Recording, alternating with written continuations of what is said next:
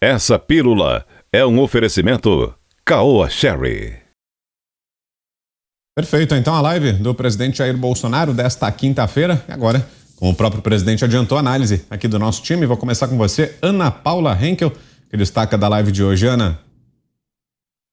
Uns bons pontos para a gente destacar, viu, Vitor? Bom, primeiro, o bom humor, né? O presidente hoje está bem humorado e eu gostaria de começar exatamente pelo final da live, aí ele mencionando o Elon Musk, que comprou o Twitter, e foi uma histeria mundial, não foi só no Brasil, né? Aqui nos Estados Unidos, a esquerda americana também está louca aí da vida, tentando derrubar exatamente o que nós jornalistas defendemos, ou pelo menos deveríamos defender. Nós aqui defendemos que é a liberdade de imprensa, liberdade de expressão. Então, já começa por aí, você começa a suspeitar de jornalistas que não defendem essa liberdade e que estão aí no Twitter exatamente criticando Elon Musk, que quer defender a liberdade de expressão e que quer transformar a plataforma numa plataforma politicamente neutra, e tem gente reclamando disso.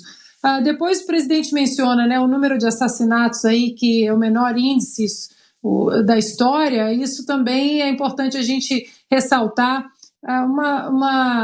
Bené Barbosa, que é um especialista em armas, ele sempre disse também que o direito de você ter a sua arma, principalmente nas propriedades rurais, né, uma medida que o presidente Bolsonaro aí sancionou, não é um direito à arma, mas é um direito à defesa, porque no Brasil sabemos que um lado pode se armar, um lado consegue todo o armamento necessário para cometer crimes, e o lado dos cidadãos que querem proteger sua família e sua propriedade privada nunca tinha o mesmo olhar, e o presidente mudou isso também. Ele também menciona aí o Brasil fazendo o dever de casa, mostrando para investidores, para o mundo, a sua responsabilidade fiscal, sua responsabilidade no empreendedorismo, na liberdade de empreender.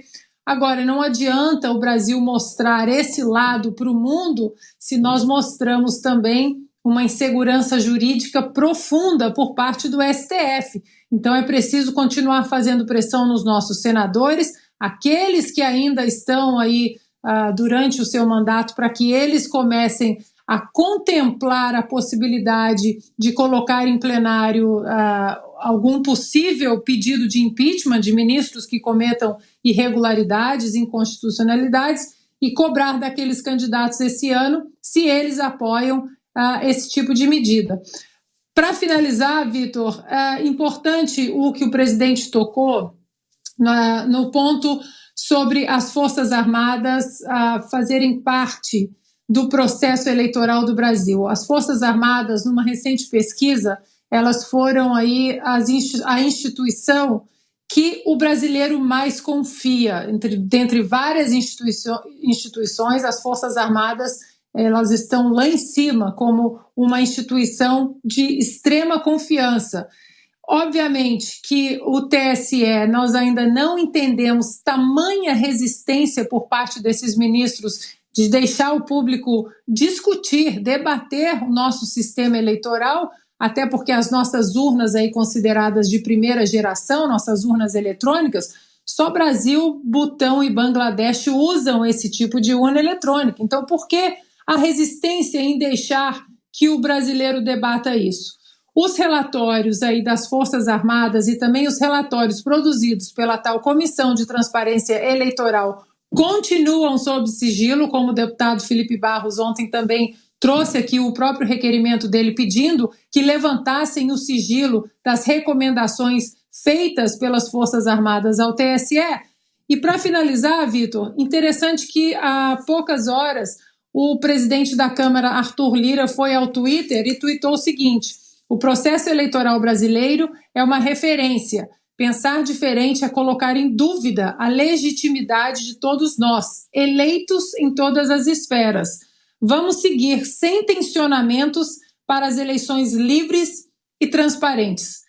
De novo, Vitor, essa resistência, não querem que o brasileiro debata isso e fica a pulga atrás da orelha. Por que essa resistência em deixar que os cidadãos questionem um sistema eleitoral que só é usado no Brasil em Bangladesh e no Butão. É, no mínimo, para levantar aí, né, a pulga atrás da orelha, e devemos seguir, sim, esse debate. Não é os ministros do Supremo ou o senhor Arthur Lira ou o senhor Pacheco que vão frear esse debate público.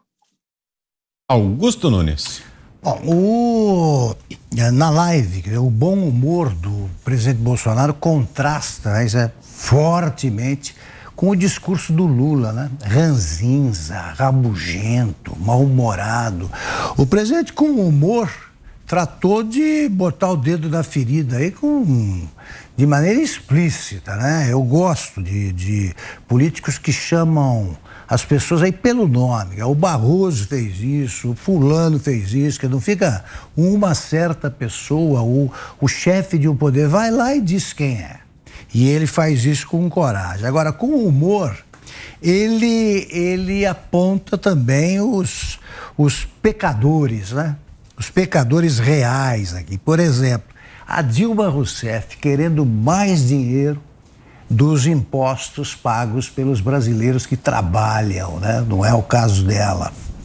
Ela confirma a frase que resume tudo, que é do Milor Fernandes, sobre o que ele chamava de bolsa ditadura, né? É esse pessoal aí que vive mamando, né, nas tetas do governo, que são judiadas o tempo inteiro por essa turma, porque se consideram perseguidos políticos. A frase do Milor é a seguinte: eu imaginei que fosse ideologia, era investimento. Todo mundo, quer dizer, você vai para uma briga, vai para a briga como fez o Gabeira, ele está certo, vai para a briga e arroste as consequências. Não, você quer ser remunerado por nós, porque supostamente lutou pela democracia, lutou pela implantação da ditadura do proletariado, o resto é conversa. E também ele fala, com humor, da turma aí que não consegue enxergar a roubalheira com respiradores porque não sabe inglês, né, por problemas de idioma. O problema é linguístico, não é moral. E ele aponta, né, os Ruis Costas da vida, né, ironiza o Randolfo Rodrigues, o Renan. É assim que deve agir mesmo. Então eu acho que esse tipo de marca do humor mostra quem é que está tranquilo na campanha eleitoral e quem está preocupado.